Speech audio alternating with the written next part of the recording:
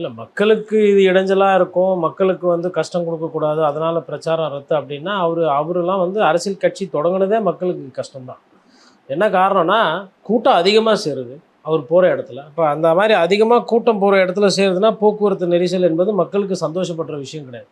இன்றைக்கி வந்து உங்களுக்கு வந்து பிபி ஏறுறதுக்கு டிராஃபிக்கு ஒரு பெரிய ரோல் ப்ளே பண்ணும். நீங்கள் தொடர்ந்து வந்து இப்போ ஒரு ஒரு ஹார்ன் சத்தம் இல்லை தொடர்ந்து ஒரு சத்தம் கேட்குறதுனாலுமே உங்களுக்கு வந்து உடம்புல வந்து ஏகப்பட்ட உபாதைகள் வருது அப்படின்னு மருத்துவர்கள் ஆய்வறிக்கை மூலிமாவே அதெல்லாம் ப்ரூவ் பண்ணப்பட்ட விஷயங்கள்.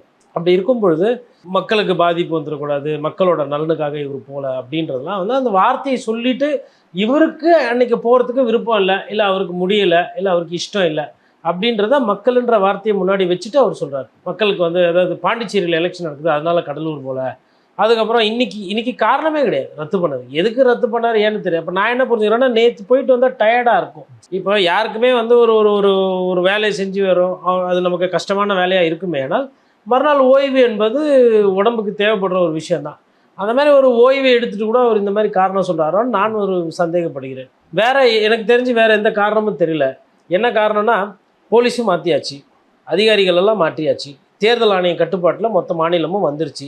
இன்றைக்கி இருக்கக்கூடிய திமுக அரசு வந்து காபந்து அரசு, அதால் எதுவும் செய்ய முடியாது. முதல்வரோட தலையீடு இல்லை, அதனால தான் என்னால் இங்கே நிம்மதியாக வந்து பேச முடியுது பார்க்க முடியுதுன்னு விஜய் சாரே சொல்கிறாரு. அப்போ இவ்வளவும் இருந்து அவரால் வந்து ஒரு பிரச்சாரத்துக்கு போக முடியல, அனுமதி கொடுக்கப்பட்டிருக்கிறது, மக்கள் தயாராக இருக்காங்க, தொண்டர்கள் அவரை வரவேற்க சந்தோஷத்தில் இருக்கிறாங்க. அப்போ அவ்வளவும் இருந்து அந்த பிரச்சாரம் நடக்கலை அப்படின்னா அதற்கு பொறுப்பு அதற்கு காரணம் வந்து தாவேக தலைவர் விஜய் தான். ஆனால் அந்த உண்மையை அவங்க யாரும் சொல்ல மாட்டாங்க, அவங்க யாரும் ஒத்துக்கிற மாட்டாங்க.